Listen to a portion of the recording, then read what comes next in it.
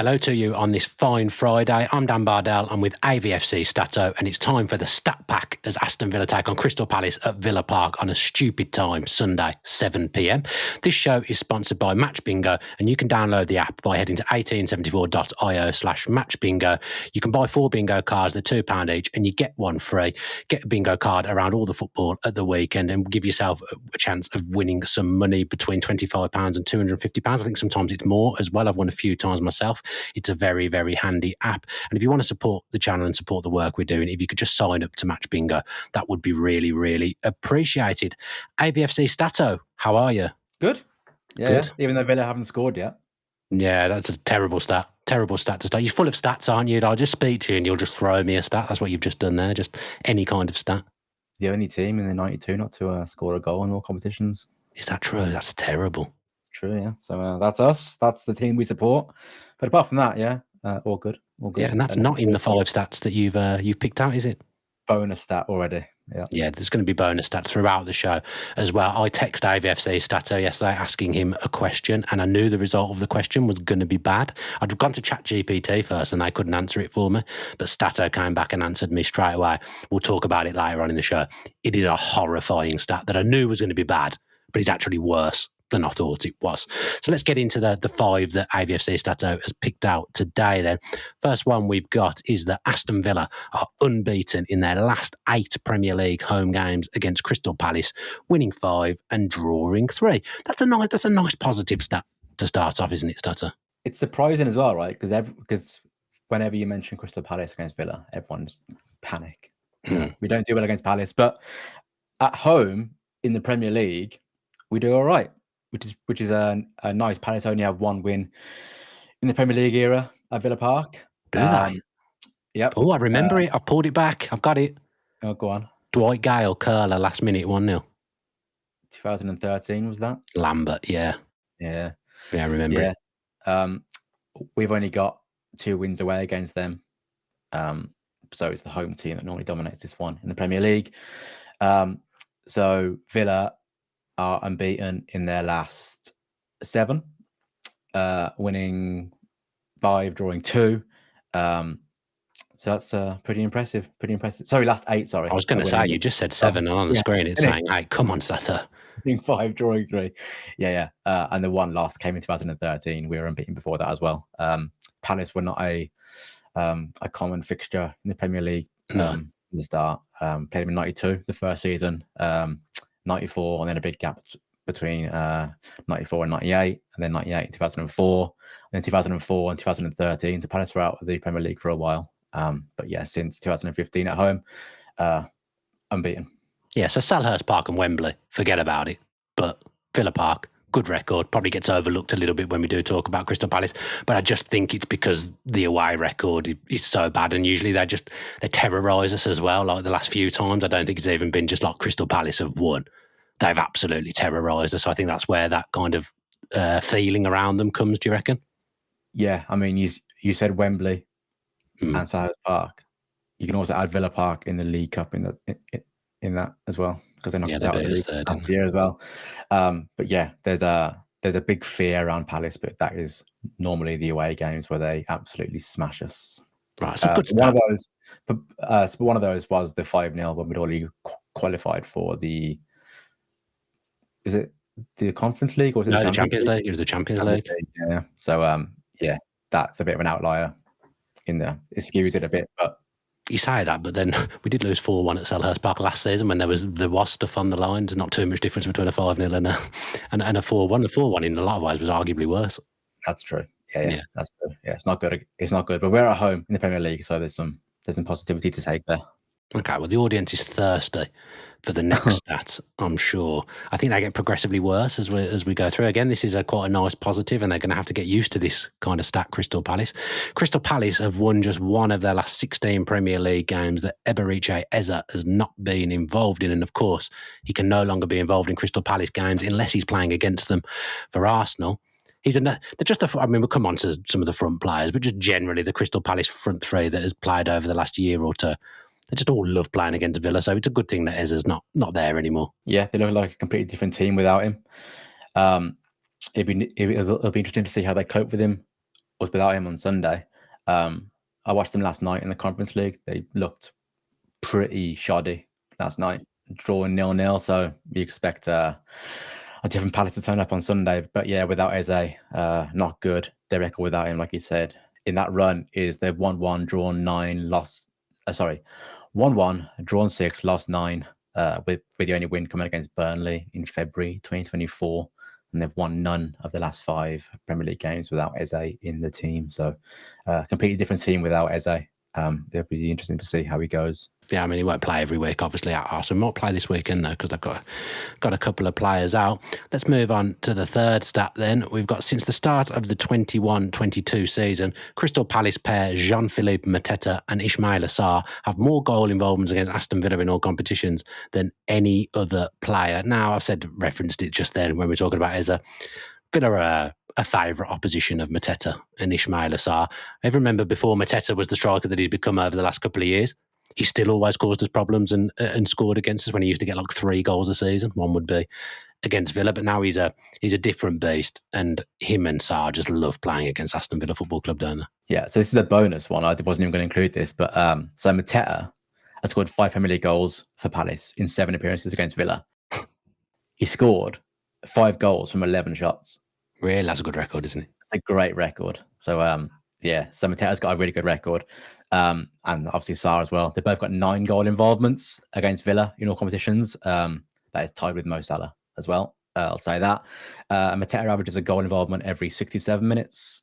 Sarr averages a goal involvement against Villa every 49 minutes. So you say 4 minutes then. That would have felt more appropriate, to be honest. I actually probably like individual players, when you know someone's got a good record against you, I actually probably feel like I genuinely fear Villa coming up against Ismaïla Sarr. Genuinely, I'm scared of it. Well, last season, he started against Villa in 3 games. He got 7 goal involvements in 3 games. That's bad, isn't it? That's very, I don't know why. We shouldn't be laughing. That's 5 bad. goals, 2 assists, yeah. And you said to me yesterday that he scored 7 in 7 against Aston Villa. And then that was bad enough. And then you chucked in that he's got 3 assists as well. Yeah. So in 7 games, 10 goal involvement. And one of those games, he played 3 minutes and didn't score or assist in that one. That was that was the League Cup. Oh, right. He didn't play. So that was the top 2 in the top 10 of players who score. The players who have more goal involvements against Villa since 2021-22. Can you name any of the others in the top 10 that would have more goal involvements? So it's against Villa or in general? Against Villa. You said Salah, didn't you? Salah's 3. So Salah is tied with Sarr and Mateta. Right. Yeah. Eze must be in there. Eze is number 7 with 6, 4 goals. Who else do we hate? It feels like it could be any. Manchester United. Bruno Fernandes has got to be in there. He's there with 6, 4 goals, 2 assists. Any Newcastle? He hasn't scored most of his goals against Villa, but Newcastle. For someone else. Winger. Harvey Barnes. Come on, Daniel. You're better than that. Harvey Barnes, 6. 3 goals, 3 assists. The rest could be a bit tricky. Maybe one's not. Give me a club. One plays for LAFC now. LAFC? Who's just South Korea? Son. Yeah. Son. So he has 8, 4 goals, 4 assists. And Harry Kane? No. Oh, no. So the three, one plays for Spurs, midfielder. No, not Solanke. Midfielder. Maddison? No.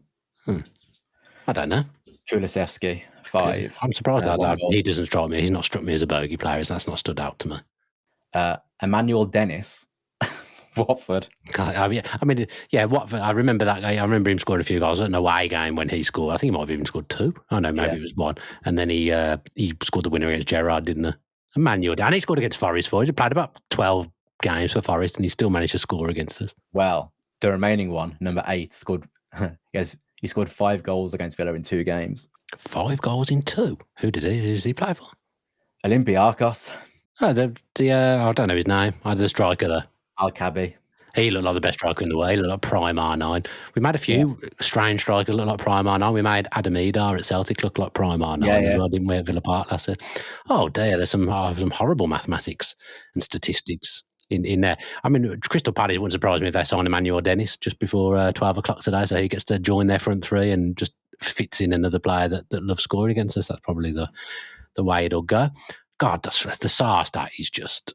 I mean, he's on the thumbnail. He's on the thumbnail for this content, and I may well just put him in my fantasy team. In all honesty, because that might stop it from happening if I do that. I might just do that.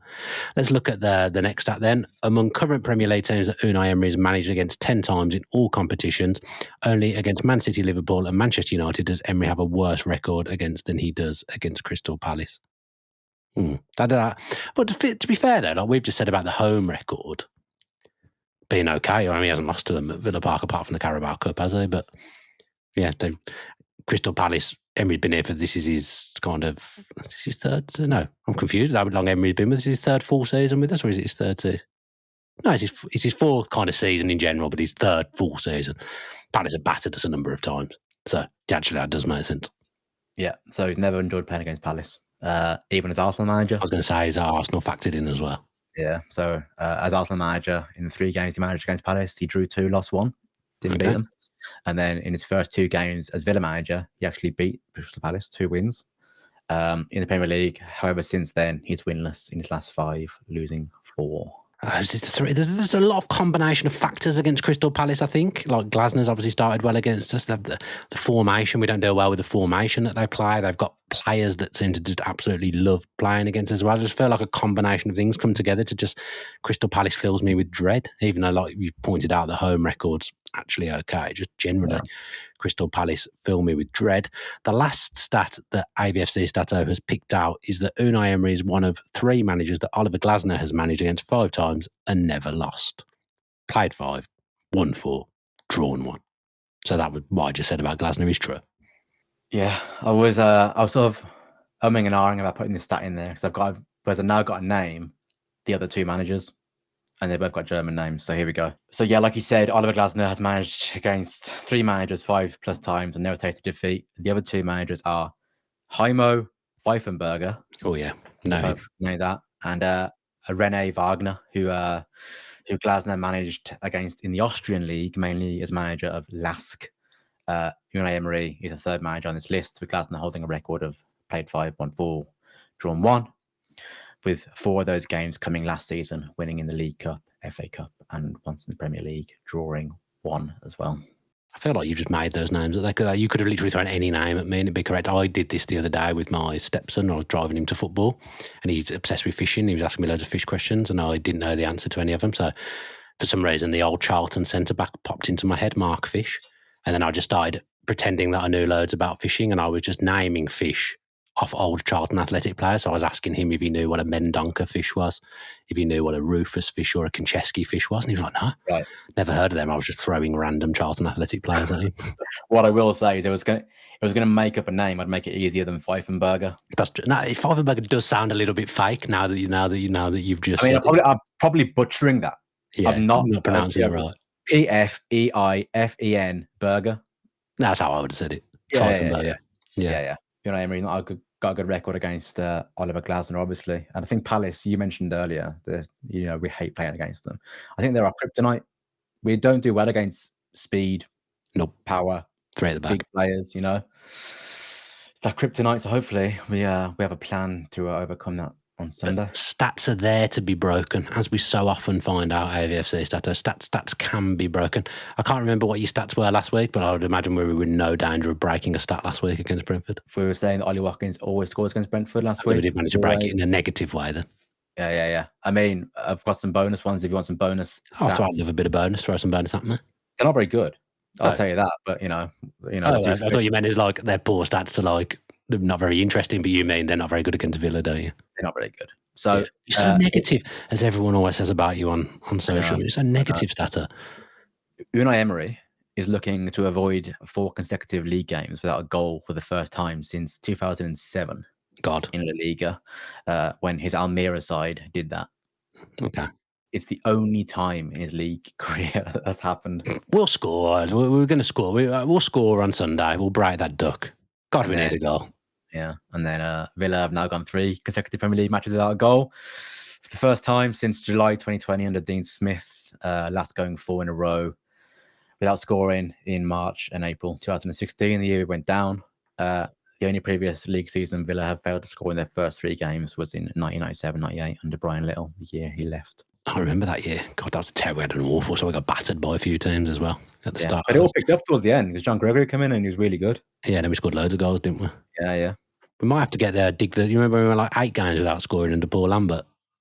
We might have to dig the arrows out. Well, if it keeps going, I can keep digging. Jura Sakura breaking the duck against Chelsea. I think we still lost, but Jura Sakura scoring a goal after 8 games. I think we went without a goal. We'll score on Sunday, Statto. We will score on Sunday. I mean, we are unbeaten in 19 home Premier League games, which is the longest current run in the Premier League of any team. Exactly. I'll leave it on a positive note. Yeah, let's go. Let's just finish it there. That's a nice positive stat. So Villa looking to make it 20 games unbeaten in the Premier League at home. I'm going to back them to do it, and I'm going to back them. Obviously, if I'm backing them to do that, I'm backing them to get the monkey off the back of the goals for the last 3 games, not scoring. They're going to score. Oh, it's a shame we haven't got a player that's got like a great record against Palace. We don't score against them, so in fact, to be fair, we did have a player, Douglas Luiz, John Duran, and Moussa Diaby had good records against them, but they've all gone. Was it Leon Bailey? I think Diaby might have got the assist. I think Leon Bailey, but he's gone as well. I did think when we beat them 3-1, none of those players are here anymore. I did think about that. I remember winning 1-0 under Emery with an own goal. Yeah, Joachim Anderson, yeah. So is anyone that's still at the club scoring goals against the 2-2 last season? Barkley scored and Watkins, I can't remember. Was it Watkins? Yeah. Okay. So there's players there that can score. Watkins always injured, and Watkins has gone 4 Premier League appearances without a goal, having 8 shots. Okay. Without scoring, so he's going to score on Sunday. He's going to score on Sunday. He's only scored 1 goal in 14 appearances in the month of August. He must have scored 2. He scored 2 against Everton in August last season. No, he did. That wasn't in August. It was. Was it in September? Yeah. No, I think I've caught you out here. I think I've got you. That was August. It was the first home game. Oh no, it wasn't, because we played Arsenal first home game of the season. You can cut this to save your embarrassment if you want. No, I'm happy to hold my hands up when I'm wrong. I'm wrong. I thought I'd caught you out. I would get confused with that. I thought that Everton was first, but it wasn't. It was Arsenal. Right, you're right. Do you know the goal? Yeah. Do you know the goal in August? I don't. Yeah. Who is it? Crystal Palace. Oh, okay. Time to go. I'm losing my marbles, losing my mind. Thank you ever so much to AVFC Statto for joining me on the Stat Pack today. And thank you to Match Bingo for sponsoring us. Head to 1874.io/Match Bingo if you're enjoying our content. And if you could sign up to Match Bingo, that would really, really help us. I'll be back later on with a preview with Dave Reid. I think that will come out tonight. If it doesn't, it will be out on Saturday morning. So watch out for that.